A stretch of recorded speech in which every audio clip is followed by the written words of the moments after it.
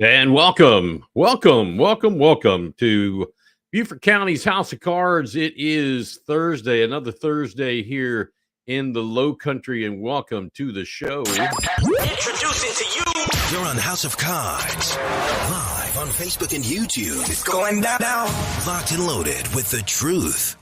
And remember, Beaufort County's House of Cards and Big Patriot Radio is powered by United Digital Promotions. Want to welcome those folks on Facebook, on YouTube, Twitch, everybody that is live right now, and to those folks who will be tuning in later on tonight, maybe tomorrow, the next day, whatever.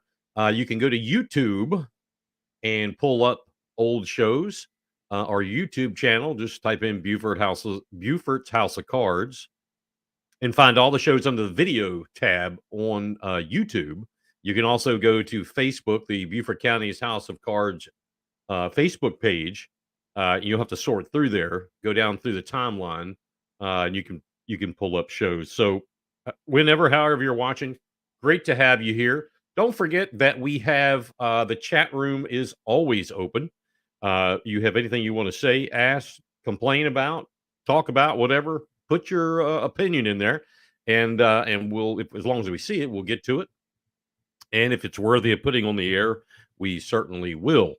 Right now, over on bigpatriotradio.com, and I hope none of you that are here have not heard about that, because you need to go check out bigpatriotradio.com. Right now, playing over there is last week's House of Cards show. Tonight's show will be there next week, so they're always a week behind. But speaking of Big Patriot Radio, we have podcasts available throughout the week now. I believe 4 of the 7 days there is a podcast. They're all at 7:00 p.m.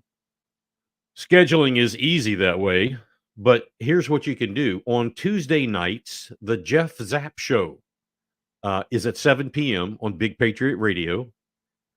On Wednesday, 7 p.m., we have Talk One Radio with Al Flowers. And Thursday at 7 p.m., you've got this show turned into a podcast, so you can't see anything. You just hear me. And then on Sunday nights at 7 o'clock, a new podcast is coming on board. It is Culture Crossroads with Andrew Southwick. That's Culture Crossroads with Andrew Southwick, his podcast. And actually, we're doing 2 of them. His are 30 minutes a piece. We're doing 2 of them at a time. So you get a full hour of his podcast. Check it out. I think you may like it, especially if you enjoy the Jeff Zapp Show. Culture Crossroads is sort of like that. Anyway, I don't want to spoil it. Check it out. 7 p.m. and 7:30 all the way to 8. Culture Crossroads with Andrew Southwick. Hopefully he's tuned in rather, and checking out the House of Cards, as we were telling him about that. And we still have the Overton Report. Corey Allen in the Overton Report is still putting some finishing touches. I'm sure he's going to have an explosive podcast, and we're going to get him on hopefully like the Friday or Saturday. If we can keep everybody at 7 p.m., I think that'll be fantastic. Or Monday, and then expand from there. We'll see what happens. If you think there's too many podcasts, then we'll tone that down some. I do want to put this up here. Let's see if I can get it up there. Yeah. Now, I've been trying this for a while. The call-in lines. I had problem hooking one up, problem with another one, so I got 2 of them. I've got 2 of them on.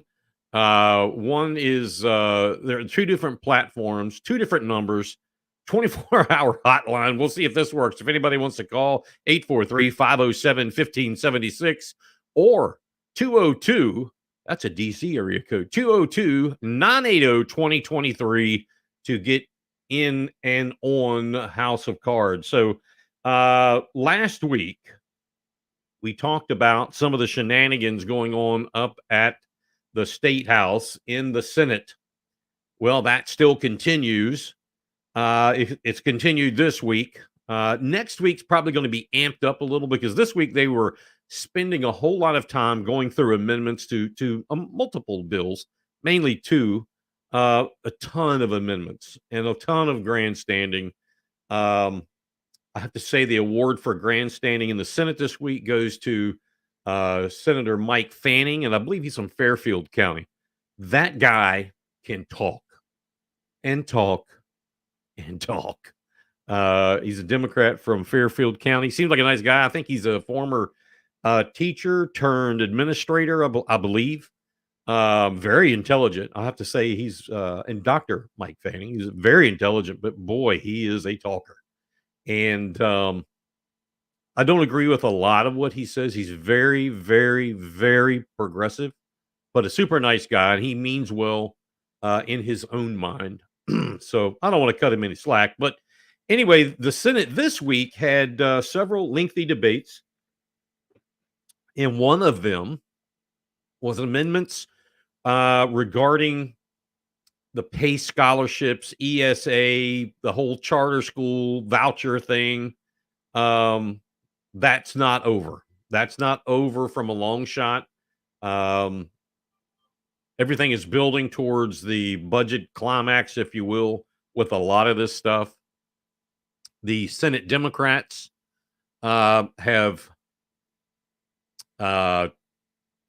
pretty much, this is my opinion, they've pretty much accepted the fact that they're obviously outvoted. However, they are leaning on, and it's very evident, they're leaning on some of the Senate Republicans who may be centrist or left-leaning. Now, we know that South Carolina General Assembly is the most liberal Republican-led General Assembly in the nation. This is by far the most liberal Republican or conservative state in the union, and that's not a sword to die on by any stretch. Excuse me. So anyway, stay tuned to the Senate. We'll talk about the House here in just a little bit.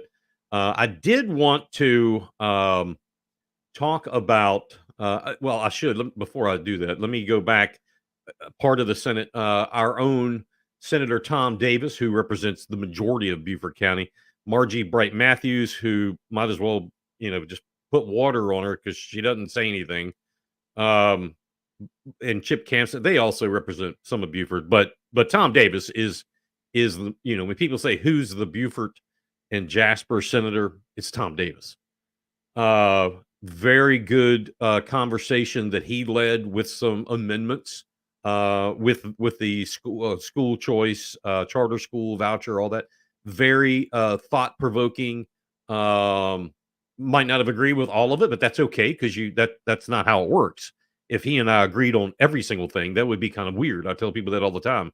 They're like, "Well, man, I'm right with you until you started with the book. Now I just can't." I'm like, "Look, if you agreed with everything, how weird would that be? I don't want somebody to agree with everything. That's just weird." But anyway, Tom Davis definitely doing the people's work up there. There's a lot of pressure from here to him about maintaining that conservative lane, and we'll see what happens with this bill, whether that holds true or not. There has been some horse trading. He backed off of one amendment, and some folks went batshit crazy over it. Don't spill your milk because there's other things coming. There's other things coming. He and I have talked, and I understand what's going on. So just bear with the process. He knows people are watching. He knows the conservative base is watching. And let's give the man the opportunity to do his job. So anyway, it is 10 past 7 o'clock. Weekly books update. What a week would go by if we couldn't update you on some of the drama around Beaufort County Public Schools and the book issue. And if you are not aware of what I'm talking about, I want to welcome you to Beaufort County, but you need to get tuned in. If you're out of the area, this will happen to your area. If it hasn't already. This isn't something that's just to Beaufort or just to South Carolina. This is happening everywhere. You can Google this subject, obscene books in libraries, pornography in libraries, whatever keywords you want to use. You can Google that, and you will find all over this country this subject. Now it's got a lot of attention here. Um, it got a lot of attention. Really, it kicked things off in Pickens County, up in the corner of the state near Clemson. Um, it's been talked about in Charleston County, not as arduous as here. Lexington County is starting to build on something like this. Um, in Aiken County, another getting pretty strong. Greenville and Spartanburg, Oconee, a highly, highly evangelical area. I'm hearing some things from there. I'm not hearing a lot, and it may be because they don't have this issue right now. I don't know. I haven't spoken with anybody about this there. It hasn't come across um, my radar for those counties, but we'll check into it. But anyway, if you remember, there were two complainants that filed complaints, and even though you see the outright lies that are in the paper, that people say, well, they didn't fill out the forms right. This should be void. The two complainants, myself and Elizabeth Ivy Zalai, filled out the forms that Dr. Rodriguez said we needed to do. And yes, he said, I don't want 97 forms or 96 forms, just one with everything listed. I get it. It makes perfect sense. We don't need to kill a bunch of trees to do that. So he said it was fine. It was his idea. No problem. No. Now, some people are still hanging their hat. It should be voided because you didn't do it right. We did what was approved by the superintendent. Get that out of the way. So there were books reviewed. After they pulled all 97 of them, they set up these review committees that were supposed to be made up and indicative of what our communities look like. Now, it is true that people of the normal left typically say we need to be more inclusive. We need to look like our communities. I understand that. I'm okay with that. I get that. But if you're going to do that, then you need to do it on both feet, not just what feels good for you. So the review committees, supposed to be indicative and inclusive of our community. The very first one, 82% of the people that voted on whether to leave these books out or put them back, whatever, 82% were employed by the school district. 82%. It's a proven fact. It's been FOIA'd. If you want the info, it's all out there. I'm sorry, but 82% of Beaufort County's population does not work for the county school board. Some of the folks are saying, well, Mrs. Jones may work as a whatever at the school, but she's holding the slot for parent of a student. All right. If you want to get into semantics, I mean, we can go there. I don't think you really want to go there, but we can. Still, that's not fair and equitable. That's not inclusive of this community being Beaufort County. So again, finally, the left is being called out for what it is. Finally, the left is being called out for what it is and what they are. Anyway, we got to this last round, and there were 10 books reviewed. One by the review committee was, they agreed with us. They said this does not belong in the county school system, and they pulled it. I think the title was "It Ends With Us" by a real whack job, Ellen Hopkins. So they brought it down. Instead of 10, there's 9. Prior to writing my appeals, which I wrote, and so did Ms. Zalai, I went back over the notes from the review committee because someone had FOIA'd that, and I have a copy of it. I saw their notes. I did a little bit of reflection, and I decided there were 2 books that I was okay with them going back into 9th through 12th grade only. I was okay with that. That pulled me down to 7. I submitted an appeal for those 7 books, waiting to hear from the school board, which I guess is next week. Ivy submitted hers. I believe she had full 9, and that's fine. And again, we're waiting for the school board. I said this last week, and I said it the week before. I still believe they're not reading the appeals. I still believe that. Because if they had, and if they do, and gosh, I hope somebody sends this to one of them. None of them are on the show right now. I hope somebody does, because if you read the appeals, there, at least in mine, there are some key context clues that will make you go, wait a minute, and ask a question. No one did that the last time. And I wrote it so that even the least person knowledgeable about pornography or books or anything along those level, grade level learning and so forth, would be able to read the text and go, wait a minute, and ask a question. Nobody did that. Let's see if they do it this time. I'm going to bet, if I was a betting man, that the answer is no. Nobody will do that. I forgot to turn this on. Let's do that. Save and start the show.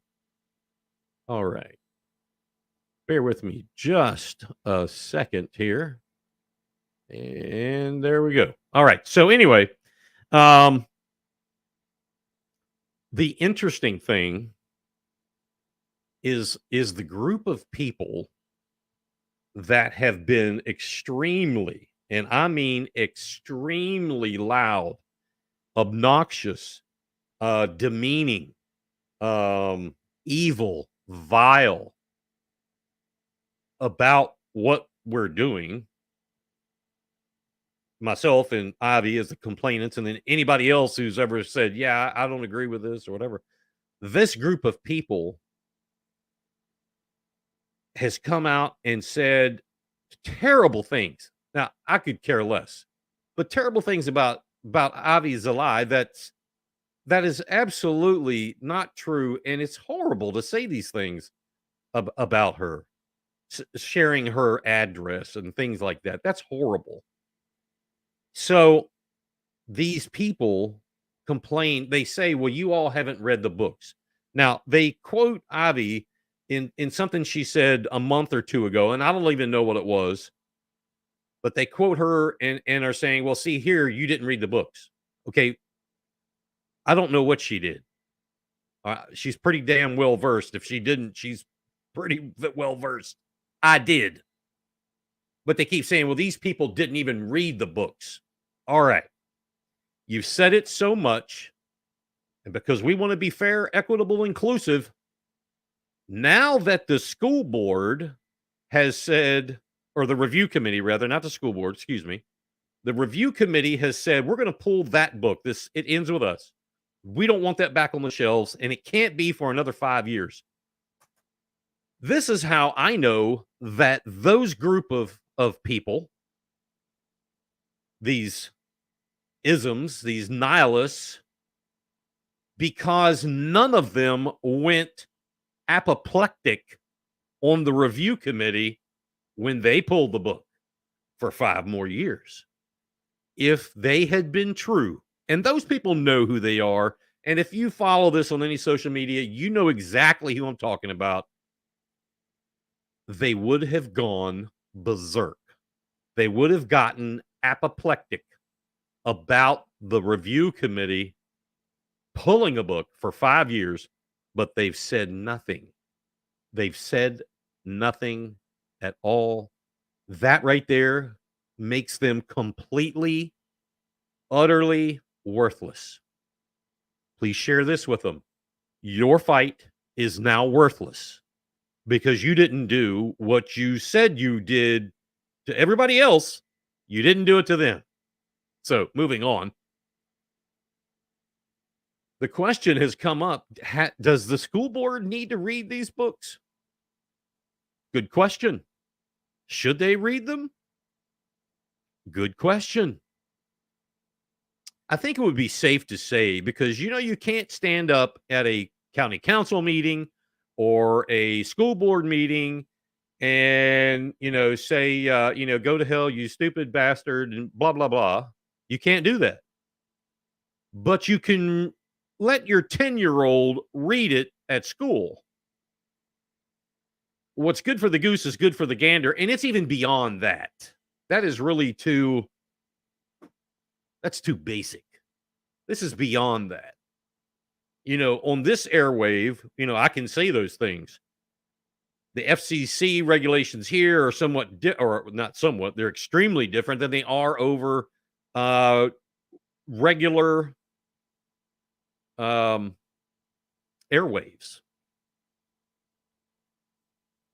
You can't say that there.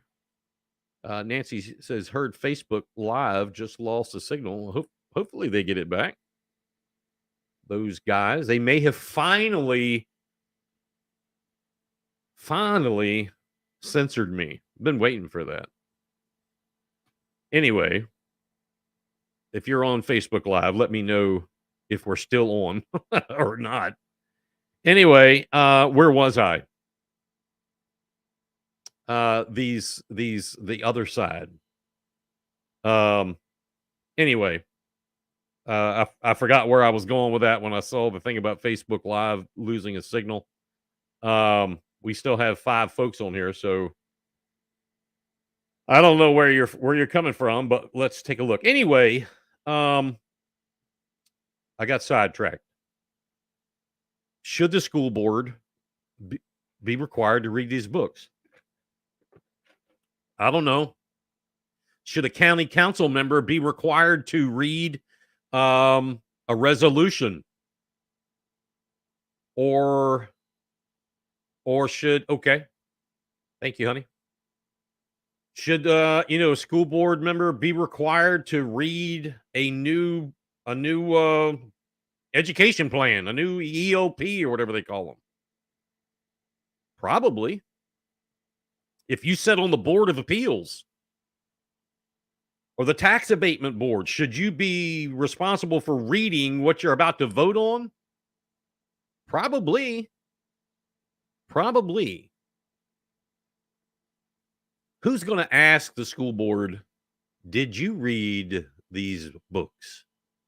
Then who's going to answer from the school board? Yes or no, because they're trapped either way. So anyway, we're waiting for the next set of books to go through the review committee. We'll let you know, as we always do. If you have any questions about the books, about the why not, the what for, put them in your chat bar or whatever you call it, and send it along. Give us a holler. Love to answer your question, and you don't have to agree with us. That's okay. It's actually, I had made a comment when I was county councilman that, I mean, again, getting in front of a room with everybody that agreed with me was a no-brainer. Getting in front of a room with people who don't agree with you, that was tough. That set you apart. That made you fight for what you believe in. And at the same time, listen to your constituents and do what's best for the community. Locked and loaded. Let's go. Big Patriot Radio. Blues, news, country pop, and classic rock.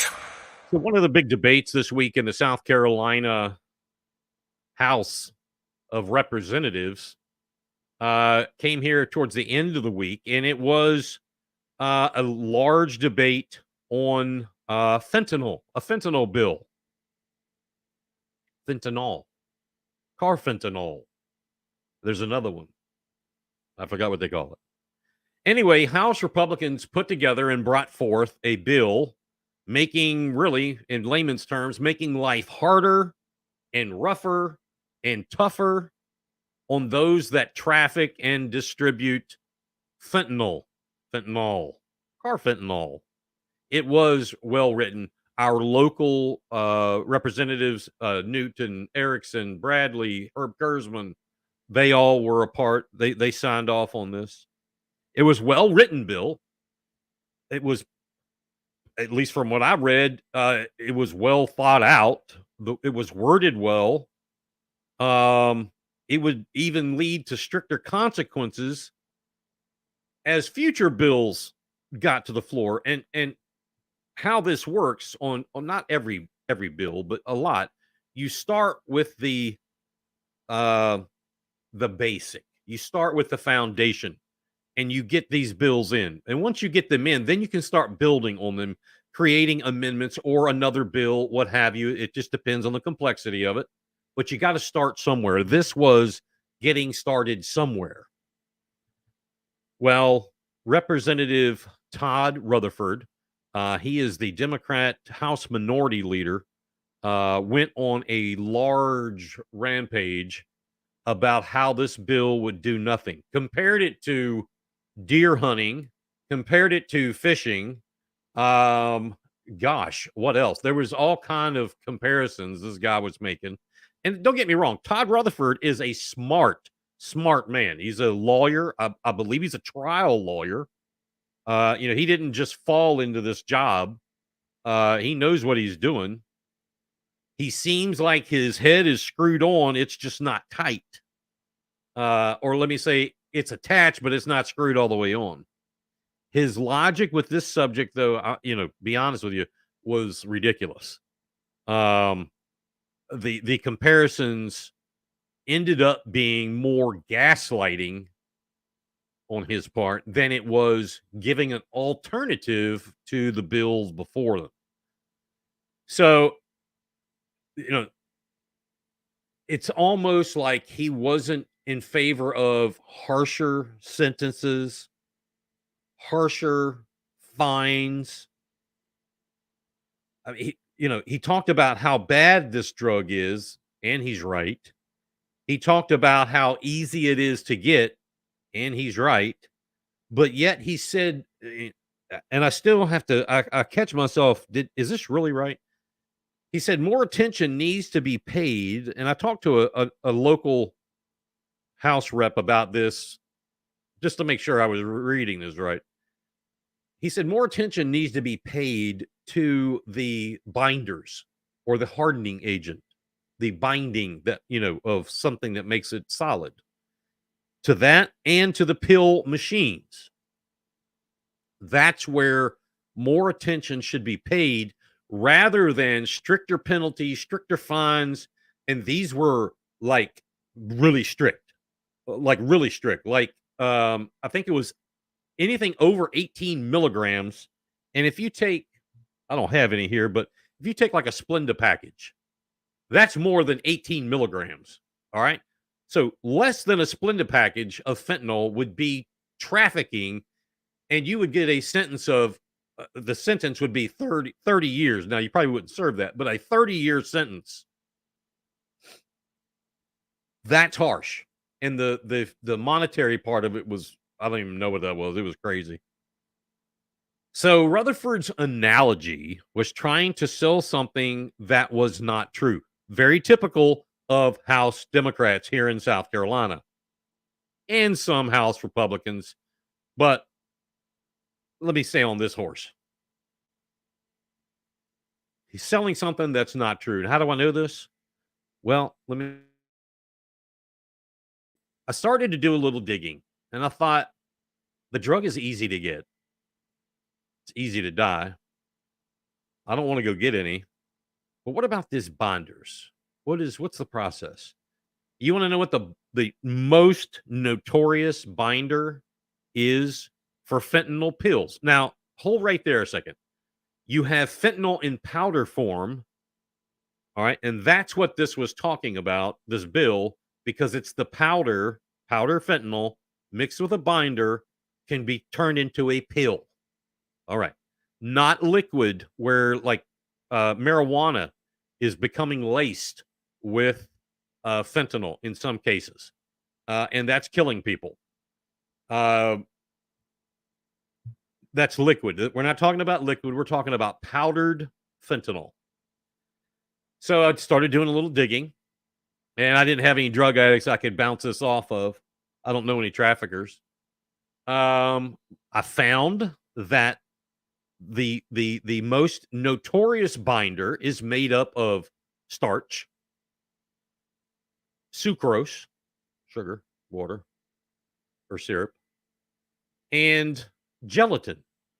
Those three things mixed together, pour in some color, pour in some fentanyl, dry it, press it, you've got a pill. All those things are found in the Publix at aisle 7. Gelatin, sucrose, and starch. There you have a binder. So that's as basic as it gets. It's as cheap as it gets. I mean, I don't know. What is that? Those three things, the smallest you can buy. What do you, well, I would say maybe like $10, but now it's probably 30. So, Todd Rutherford, sir, there's no misnomer about binders. The binding agents, the cheapest ones, the one that the low-level scumbag traffickers are going to do is starch, sucrose, and gelatin. So you want to put sucrose, starch, and gelatin on the list for felonies? Come on, Rutherford. Wake up. People aren't that stupid. Well, the pill machines, I call them pill machines. Other folks call them pill presses. There's several different names for them. I did talk to some folks in the law enforcement community about that. But lo and behold, the cheapest one I could find, you probably will believe where I found it. Amazon. Amazon.com has a pill press. Now, it is rudimentary. It's a little bit bigger than a lipstick case, but it's a pill press. You put in the powder in your binder and whatever you're doing, and you literally jam it, boom, and it presses out a pill. $19.99 on Amazon, and they'll ship it to you for free. Is that where you want to go with this, Representative Rutherford?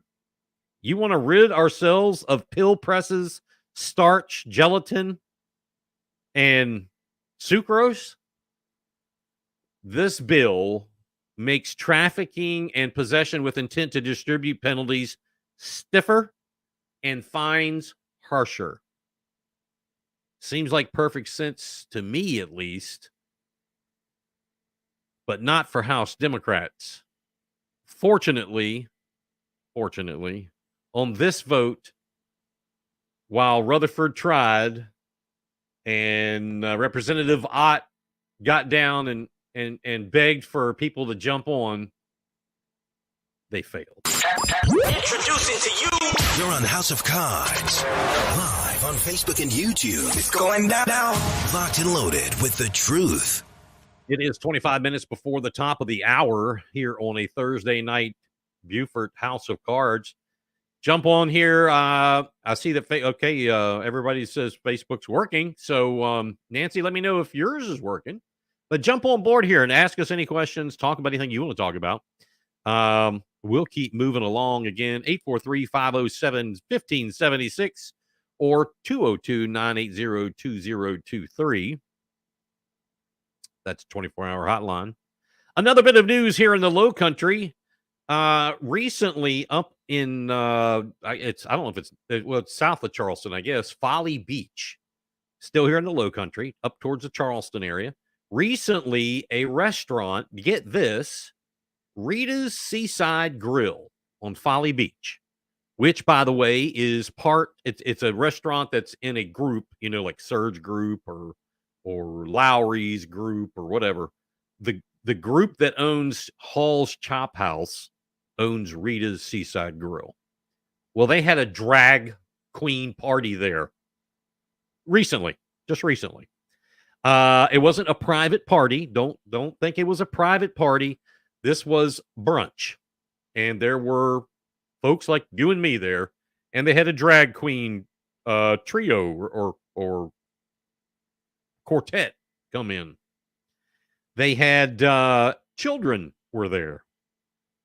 So a fellow by the name of Bo O'Bishop, I don't know what his stage name is, but he posted recently on Facebook about this. Very proud, and did Rita's Seaside Grill.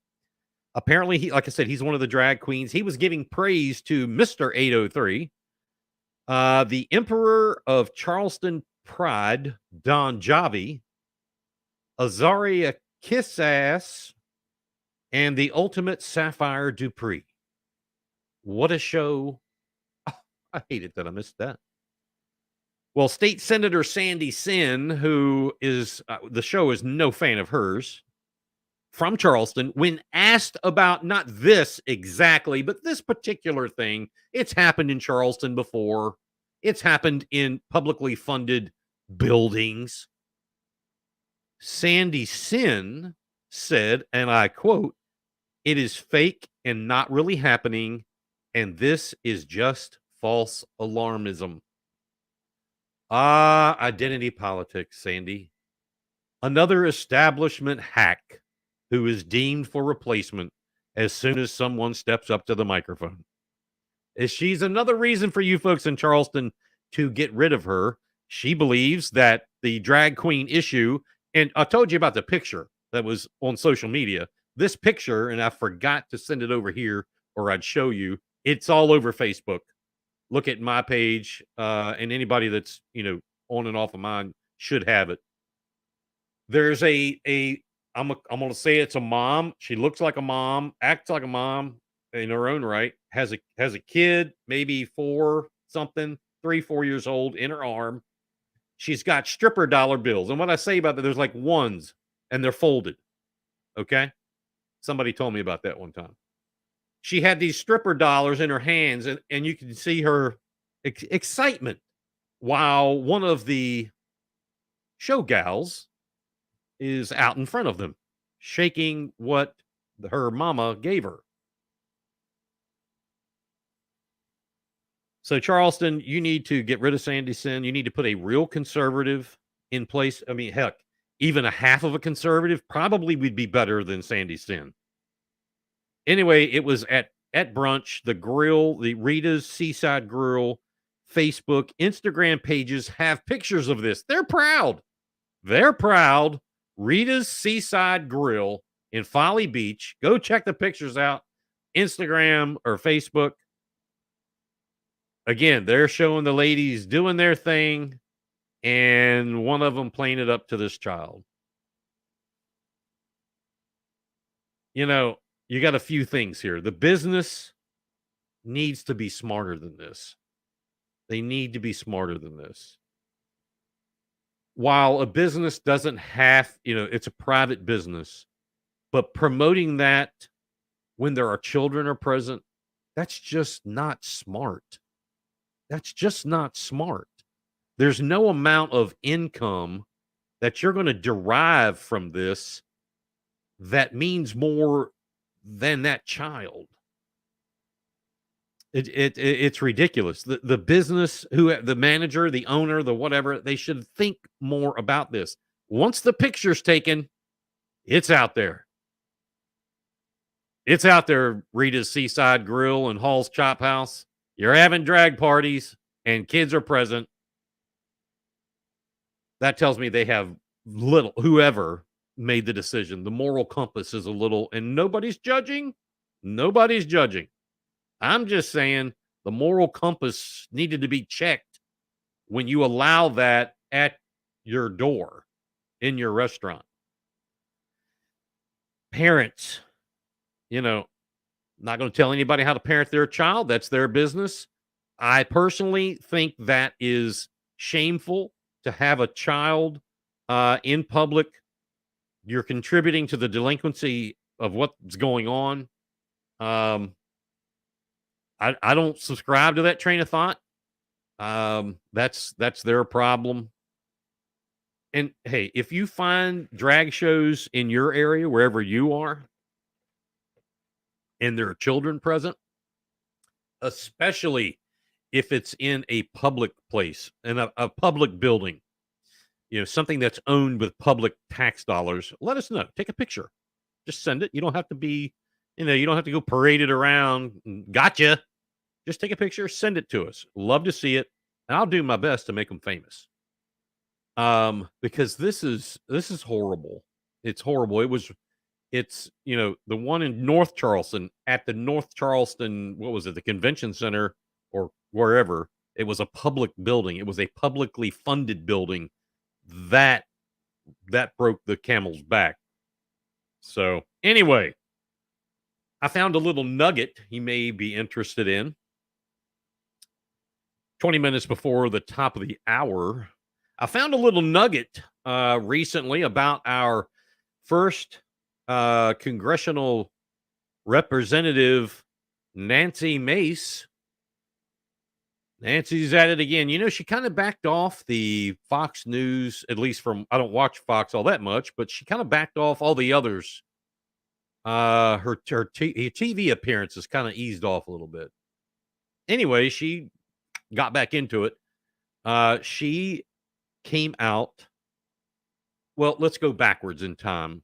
A while ago, when asked about Minnesota U.S. Representative Ilhan Omar, Nancy Mace said the following, and I quote, "She's a repulsive bigot, anti-Semitic, racist, and socialist," which I agree with 100%.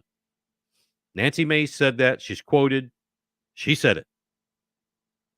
Well, I'm sure you have been watching and hearing in the news that House Speaker Kevin McCarthy, talked about Adam Schiff, not putting him on a committee because of some problems. Eric Swalwell, because of his morality, sexual deal with a Chinese spy. That's not hearsay. He pulled them off of 2 committees, whatever it was. And he has said he was going to pull Ilhan Omar off of the Foreign Affairs Committee. The Speaker of the House actually said this would probably be forthcoming, but Mace was quoted here within the last few days, and this was quotes in the news. She said, I quote, she wasn't sure. Where is it? Wasn't sure if she was going to be voting to remove her or not. Turning her back and reversing course. Now, it's okay to change your mind. Omar is 110% anti-Israel. That alone is a deal breaker. That alone is a deal breaker. She is anti-Israel, period, point blank, no discussion. That's a deal breaker. If you're any kind of constitutional conservative with half a brain, that's a deal breaker. Now, Nancy is now calling herself a constitutionalist. Now, I know Nancy Mace. I debated Nancy Mace, and when it came to constitutionality, I embarrassed Nancy Mace. She is no constitutional conservative. She's a conservative. Constitutional, that's stretching it just a little bit, Nancy. You don't need to go there.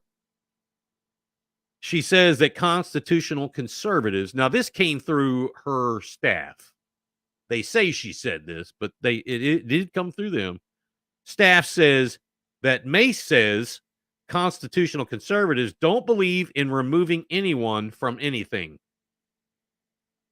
Okay. Omar is 110% anti-Israel. That is a deal breaker. That's a deal breaker. Nancy, did you promise something to somebody somewhere? That has to be it. She can't be that silly. The deal making is starting to show up like a bright light bulb. If you pay attention to Capitol Hill, even the speaker, Kevin McCarthy, walked back from a deal with who's the gal in Georgia? Marjorie Taylor Greene or whatever, and Matt Gaetz. And I believe it was yesterday or today, early this morning. That is obviously from some deals for him to get the votes to get speakership. Now he's walking some back. You're going to see more of this. Doesn't matter what side you're on. It doesn't matter. They all do the same thing. It's all a game.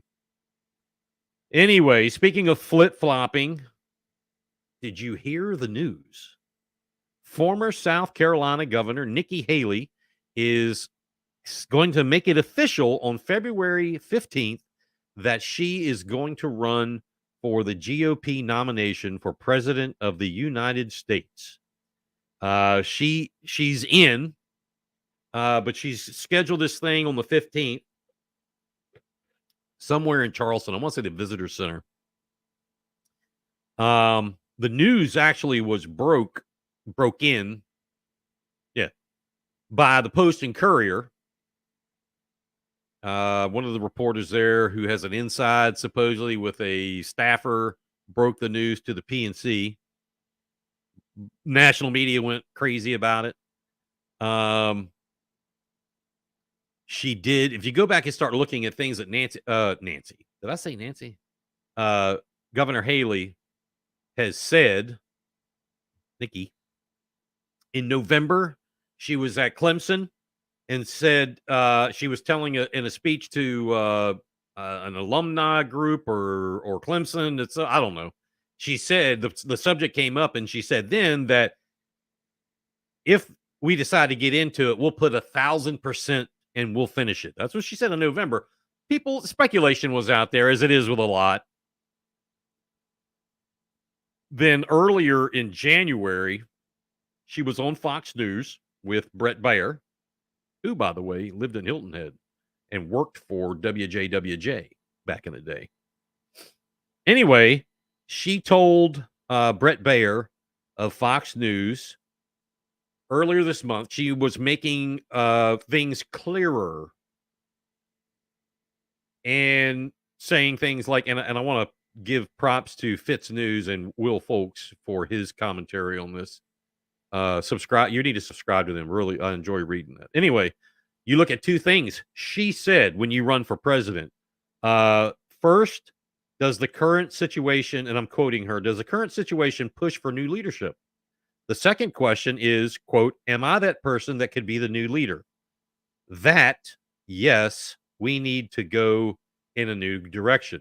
So Haley's answers when Brett Baer pushed her, what is your answer to those questions, Governor?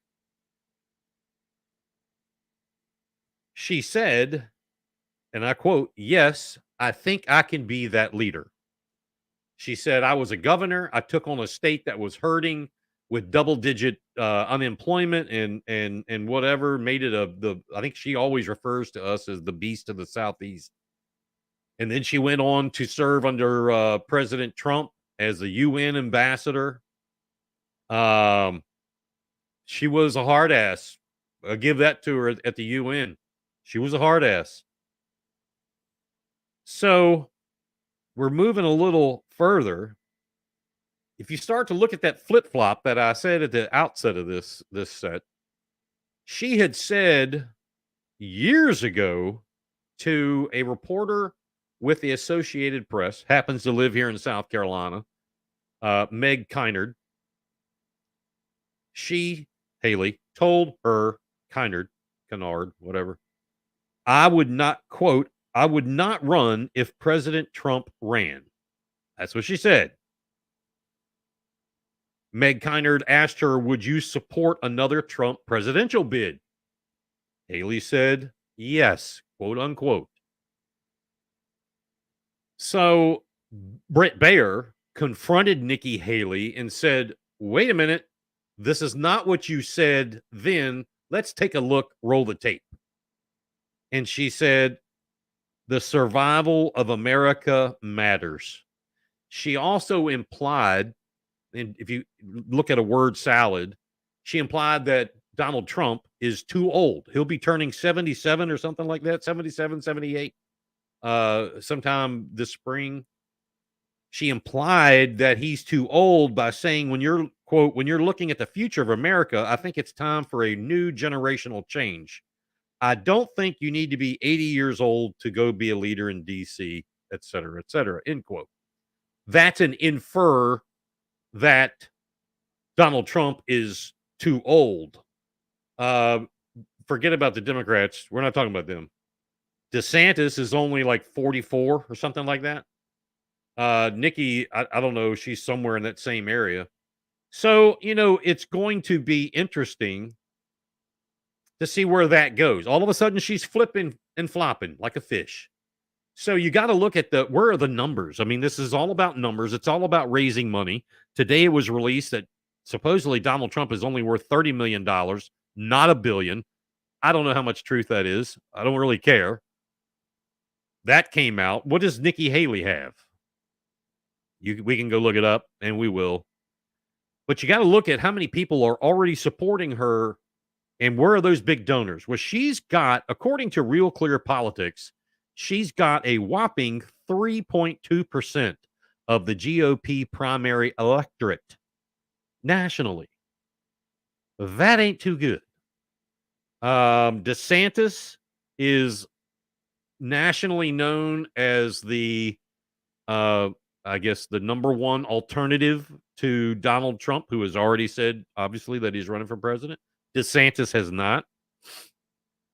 Ron DeSantis has like 30%, 31% of the national vote. Trump is sitting at 46.4%. See here. That's nationally. The rest are undecided. So that's a huge gap. That's a huge gap in points that they've got to make up. Now, there's a long time. This is a strategic thing. At the very top is money. I'm telling you, the very top is money. These people running for POTUS and U.S. Senate and U.S. Congress, they form committees. They look at the dollars. The dollars have to work or it's time to get out. Trust me, I know. I did that. When the dollars didn't work, we backed off. It's stupid to spend money knowing it's not going to happen. He who raises the most 99 times out of 100 is going to win. That's a fact. Right, wrong, or otherwise, when it comes to president, that is a fact. What has she raised? What can she raise? Haley has a long way to go percentage point wise. Back in, was it 2011 through 2017, Haley was the governor. When talked about the presidential ability, Tim Scott had 14% of the South Carolina primary electorate. She was behind him. She had something like 11%, 10.6, something like that. I mean, you got to think about that. Now, it also has been let out that over this past week, Nikki Haley talked to President Trump about this. Trump, matter of fact, he was in Colombia this past weekend, making his speech here, setting up his team, told reporters that Nikki called him. And his response was, quote, "I told her, go by your heart if you want to run." Which is interesting. That doesn't sound like Donald Trump. Or does it? To me, I don't think so. Or are there other things going on and she's just a cog in the wheel? I'm not sure. He still has a lead in South Carolina. The star is fading a little bit, as Will Folks has said. The shininess is a little dull nationally, but he is backed by huge swaths of the Republican electorate. Anybody that says that's not true isn't paying attention. I'm not talking about policies. I'm not talking about personalities. I'm talking about factual numbers. The electorate is there. It'll be interesting. I think Ron DeSantis will get in. Those three alone is an interesting mix. It's an interesting mix. See how that plays. Who else will get in there? There's been talk of some others in the West, uh, some Republicans. I don't think that's. I think the president's going to come from the East this time. I don't know. We'll see what happens. We'll see what happens. It is just about 8 o'clock, and let's do a check here. Let's do a check. No one there. We're going to anyway, Haley, DeSantis, Trump. That's going to be interesting. Let's see where that goes as we move forward. Locked and loaded. Let's go. Big Patriot Radio. Blues, news, country pop, and classic rock. Just about a half hour left or so, maybe not quite that much. I had the opportunity a couple weeks ago to go somewhere locally and check out one of Bluffton's historical treasures, Eagles Field at the Sam Bennett Sports Complex. Now, for those of you that don't live in the Bluffton Hilton Head area, don't get too excited. It's not really a sports complex. It's just named that. It's a historical place to those folks that live here, that grew up here for generations. The local baseball club, the Bluffton Eagles, played there. A Sam Bennett, who it's named for, used to own the property. He lost it, got it back. It was sold. Del Webb actually bought it. It's a large corner there at Buck Island, and I guess that's Buck Island, and the Parkway. You can't miss it. Baseball field. Anyway, Del Webb bought it and then donated it back to a nonprofit, the Bluffton Eagles Community Group or Buck Island Community Group, something like that, to be used remembering Sam Bennett for the community. It was a good thing. That was a good move for Del Webb. That was a positive move. So the group, this nonprofit, they're fledgling, and I mean they're trying like everybody else, trying to get money, raise money, and so forth. They last year, no, it was like 19, I think it was 17, 18, 19, 19. They received a grant, or it wasn't a grant, it was a line item proviso from the General Assembly. This was right before COVID, and I want to say it was like $50,000. Not small change, but unfortunately, nothing could happen during COVID. After COVID, now all of a sudden, the prices, to pave the ballpark or to put in a bathroom or whatever, the prices have tripled. That $50,000 doesn't cover much. They have sought out some donations of materials and labor and so forth. It's kind of half-assed. The money that they received didn't touch everything, didn't touch much at all, to be honest with you. And they're going back. They've gone back to the General Assembly to ask again from the PRT, the Parks and Recreation and Tourism Board, for a grant or from a proviso in the budget. This outlet has absolutely zero problem with this occurring. That's what these funds, it's a use for this. As long as there is proper accounting of all of the funds. You just got to do that these days. You just got to do it. $20 in, you better have $20 out. Okay? Or $20 in, $15 out, there better be a net of 5. You get the point. That I don't believe has been done. However, that is in the works. I spoke to one of the board members recently about some safety issues that I saw with my own eyes while I was out there that really need to happen now, sooner rather than later, before someone, cuts themselves or falls, a slip and fall, or whatever. So they may have been duly warned before. Now they have someone not of that community with zero interest in that has advised them that there's a possibility of harm, safety and harm, not to mention health, needs to be done. I've reached out and have talked with House Representative Bill Herb Kurzman. Very accommodating. We talked about this. He is actually working on this right now in Columbia. So for those of you who utilize the Eagles Field, and people can use it, the town of Bluffton mows the grass in the outfield. So there is some community involvement around that part of Bluffton, the downtown Buck Island, Simmonsville Road area. We just need to get the safety. It needs to be safe. It needs to be clean and healthy. And the rest of it will take care of itself over time with proper oversight. How could I let a week go by without mentioning the sick and perverted files? A man from Greenville County in the upstate of South Carolina has been sentenced to 10 years in prison here in the last few days for the sexual exploitation of children. Seth Bruce pled guilty on January 30th to one count in the third degree of sexual exploitation in a case from Greenville County and to 2 counts of the sexual exploitation of a child in the first degree in Beaufort County.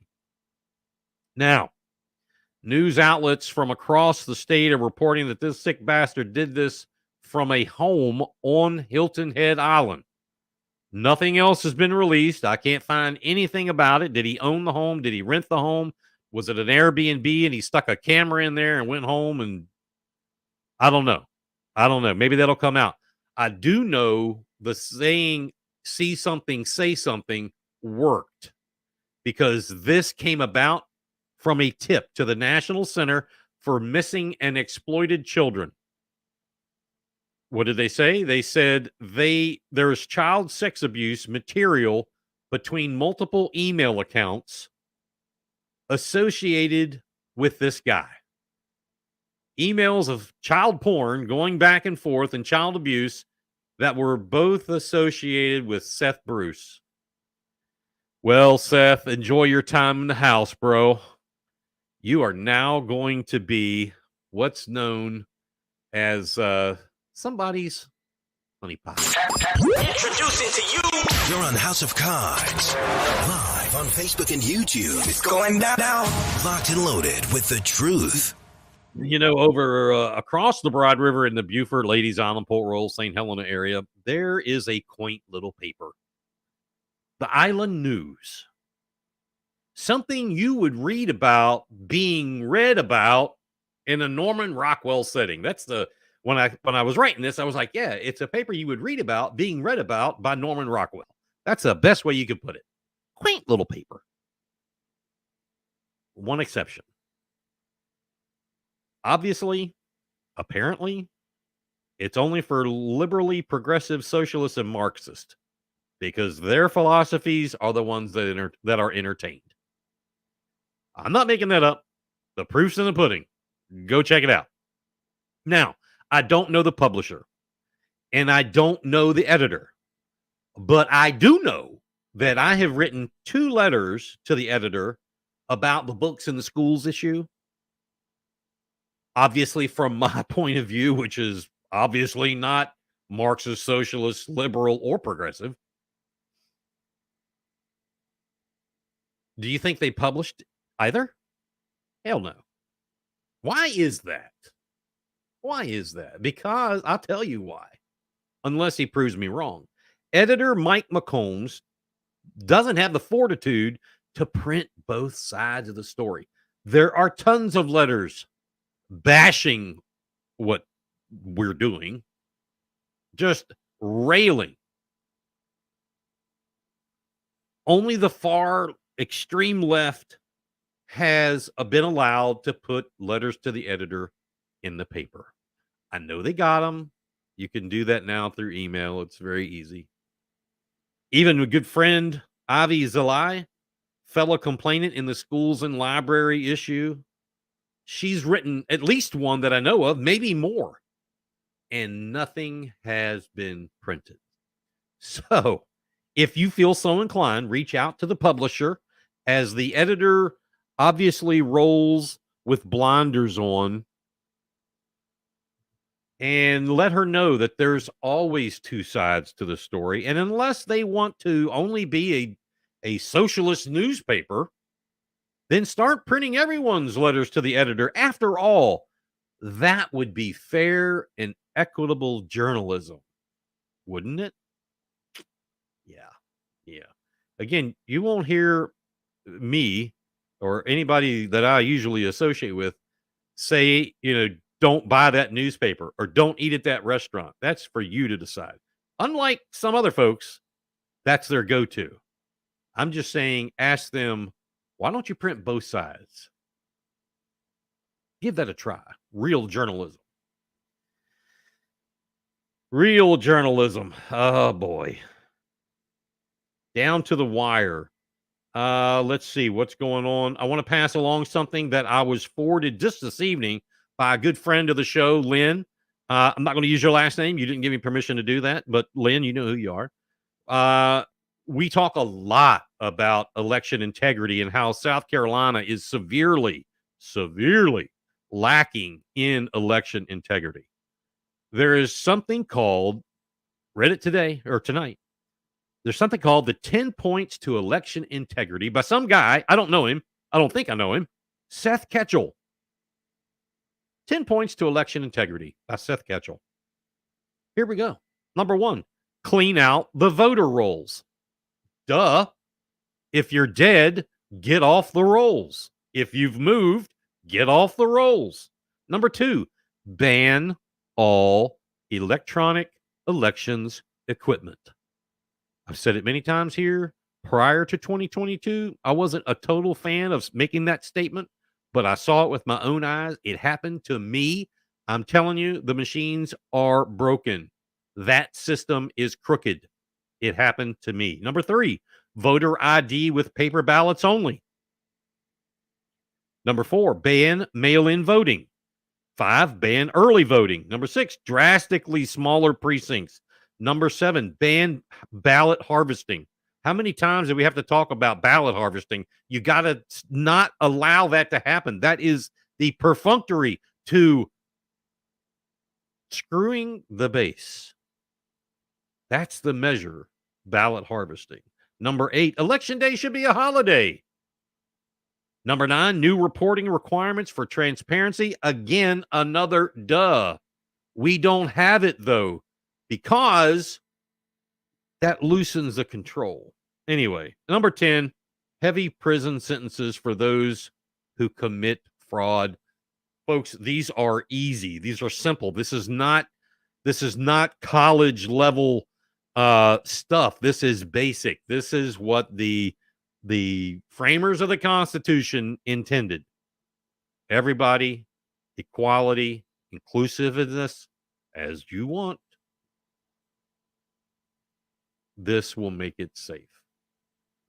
All right. So next week, right here on the House of Cards, we're going to have a great guest. Even though all of our guests are great, we're going to have a really superb one. South Carolina House Republican Representative Thomas Beach is going to be on the show.